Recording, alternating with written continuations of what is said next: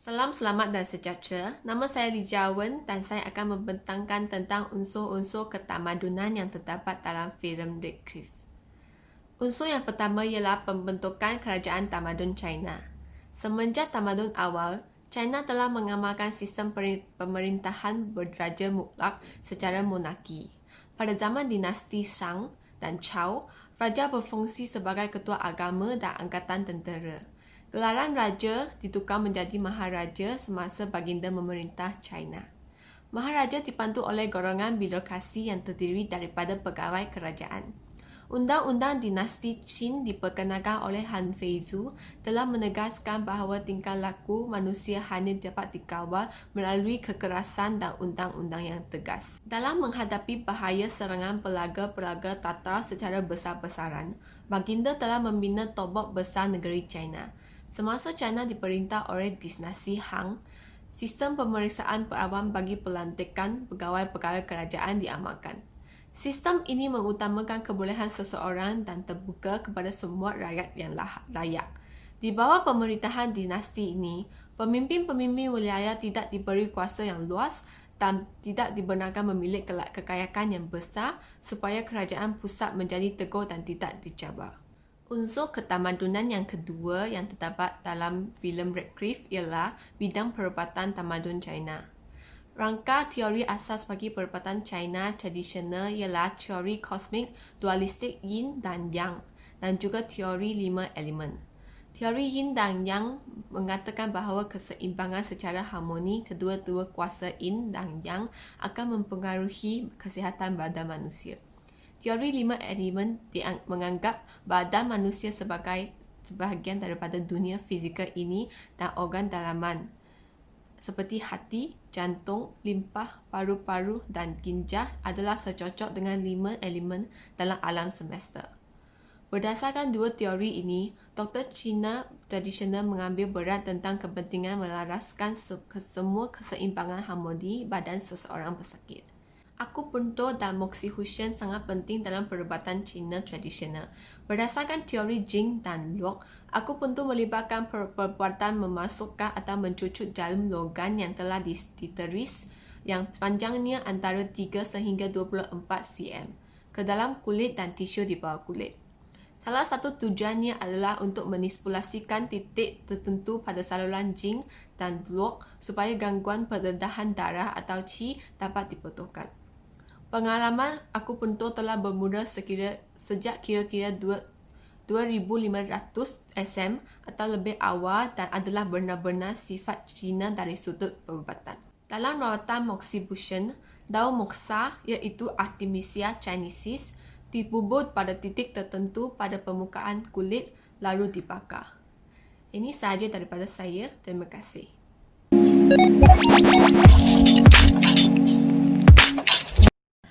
Bahasa Cina merupakan bahasa yang kekal ditutur serta digunakan sehingga hari ini. Huruf dalam bahasa Cina itu dikenal dengan sebutan Hanju. Setiap Hanju mempunyai bentuk yang istimewa dan telah menyumbang terhadap persatuan bangsa Cina dan pembentukan kebudayaan Cina yang agung di dunia. Sistem tulisan digunakan sebagai bahasa penghantar untuk berkomunikasi.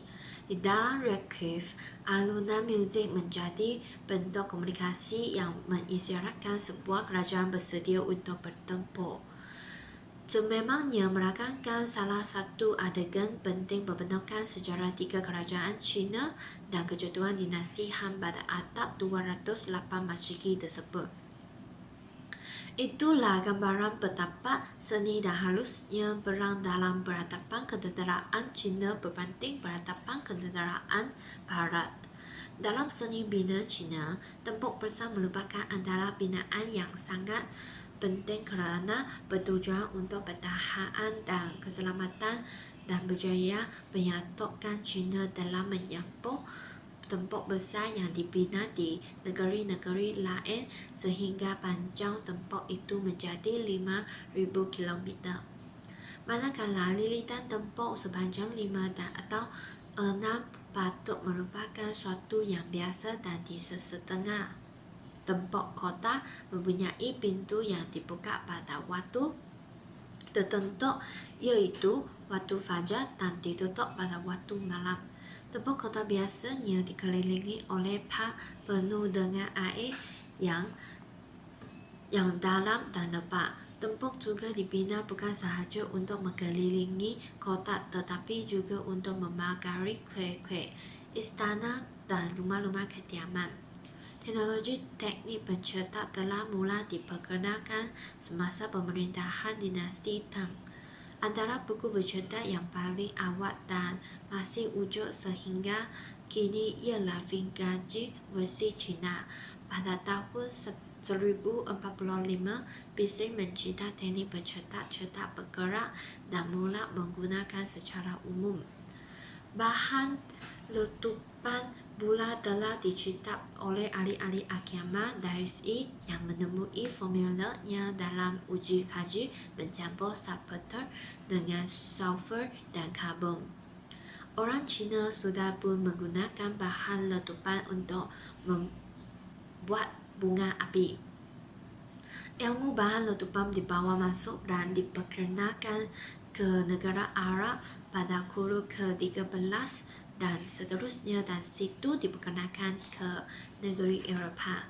Kompas juga merupakan salah satu dari 4 pencipta agung dalam tamadun Cina yang diberi sumbangan pemberana kepada tamadun dunia sehingga masa kini. Semasa dinasti Han, sifat-sifat magnet sudah diketahui di negeri Cina. Berdasarkan ilmu pengetahuan ini, orang Cina telah menghasilkan kompas yang pada mulanya untuk digunakan di Kaabah.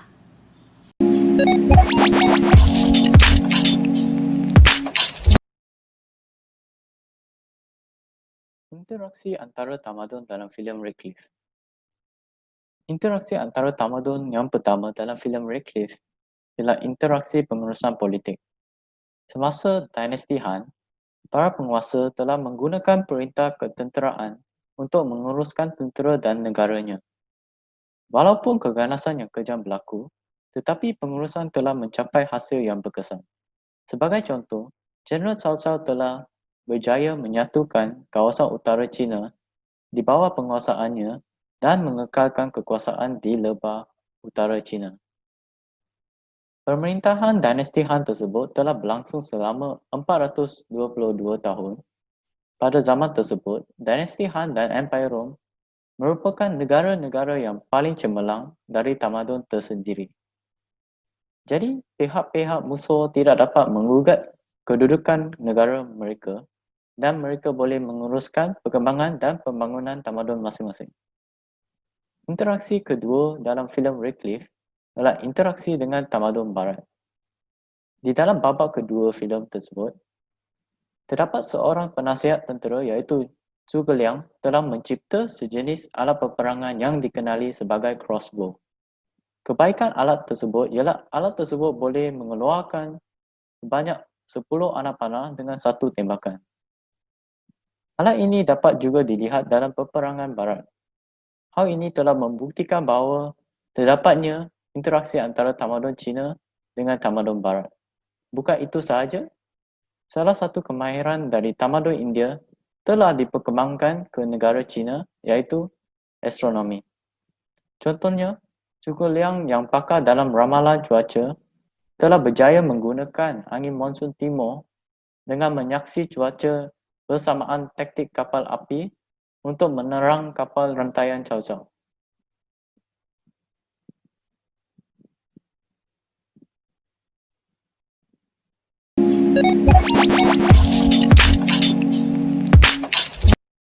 Salah satu interaksi tamadun dalam filem Radcliffe termasuklah kesenian. Kesenian adalah percubaan untuk mencipta bentuk yang menenangkan dan artistry juga dilakukan daripada estetika. Babak ketiga ialah tentera Liu Bei telah menggunakan gendang, satu alat muzik untuk menyebarkan informasi kepada tentera untuk menukarkan formasi seperti barisan phalanx semasa peperangan dengan tentera Cao Cao. Bagi tamadun Melayu, kegunaan gendang adalah satu tradisional alat muzik untuk menghiburkan rakyat dan manusia. Bukan itu sahaja, kaligrafi Cina telah menjadi salah satu bentuk seni visual dalam kehidupan seharian tamadun. Babak keempat ialah kaligrafi. Zhang Fei telah mendapat kepujian daripada Zhou Yu, penasihat tentera Sun Quan selepas mereka membentuk tentera Jingwu dan Sun Quan untuk bersedia menentang ancaman daripada 80,000 tentera Cao Cao. Selain itu, agama dan falsafah adalah interaksi yang saya mendapati. Agama dan falsafah adalah penting dan pedoman hidup apabila kami menghadapi sebarang cabaran.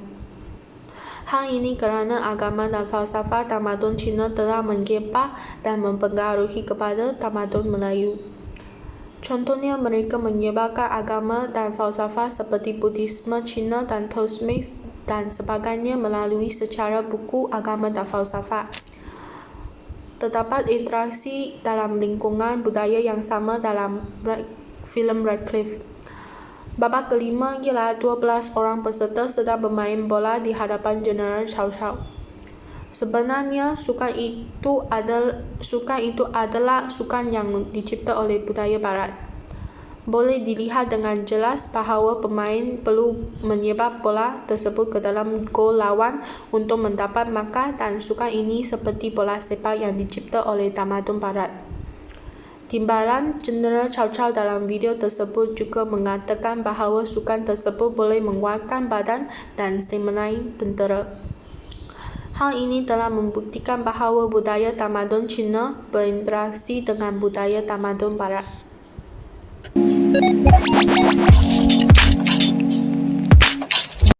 Sekarang saya akan membentang tentang faktor kelahiran tamadun dalam filem Radcliffe.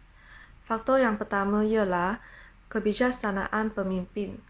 Hal ini kerana dalam filem ini, faktor kelahiran kepada satu tamadun bergantung kepada peperangan. Sesiapa yang menang dalam peperangan boleh mendapatkan wilayah tersebut. Zhuge Liang merupakan seorang pemimpin yang bijaksana dalam peperangan. Pertama, dia mencadangkan Liu Bei bekerjasama dengan Sun Quan untuk menggalakkan musuh yang kuat, iaitu Cao Cao.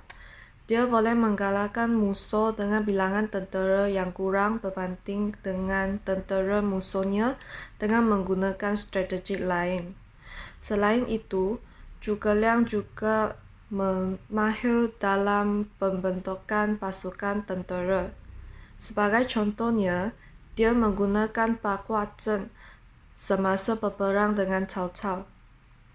Dengan menang dalam peperangan tersebut, dia juga terdapat wilayahnya daripada dijajah oleh pihak Cao Cao. Faktor yang kedua kelahiran adalah politik yang kukuh. Liu Bei seorang yang dekat dengan rakyat kerana dia membawa lebih daripada 40,000 orang awam dari seluruh China untuk mencari kehadiran. Kerana Liu Bei dibuat Cao Cao marah dan akhirnya menghancurkan Liu Bei. Cao Cao menipu Liu berkaitan dan akan menumbalkan Maharaja.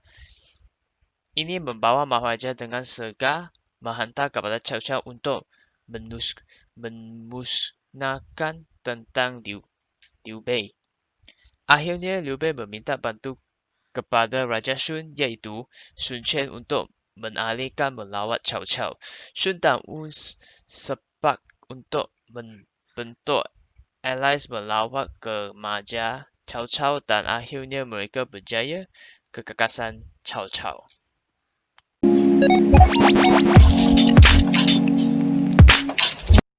Faktor kemerosotan tamadun yang pertama dalam Radcliffe ialah kekurangan pengurusan. Dalam filem ini, perintah pihak Cao Cao adalah seorang yang muda dan tidak mempunyai pengalaman dalam pemerintahan negara.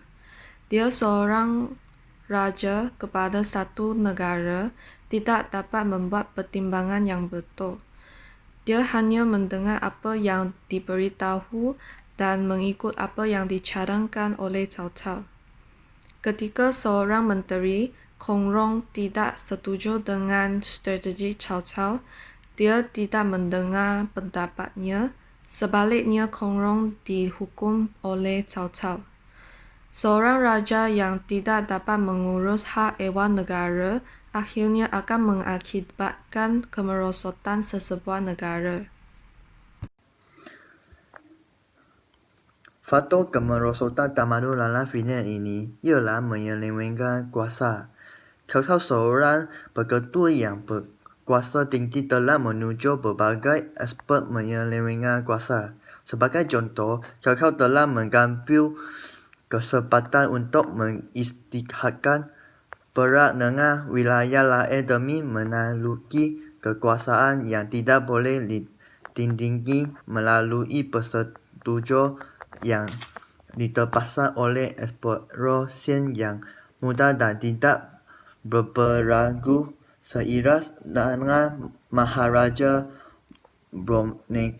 Kalau juga melayakgunakan kuasanya dalam mengatasi kuasa berurusan wilayah atau negara daripada eksplorasi. Ini dapat dilihatkan dalam ayat muka dan jawapan atau balasan daripada eksplorasi ketika Cao mencadangkan sesuatu perkara mengenai urusan negara.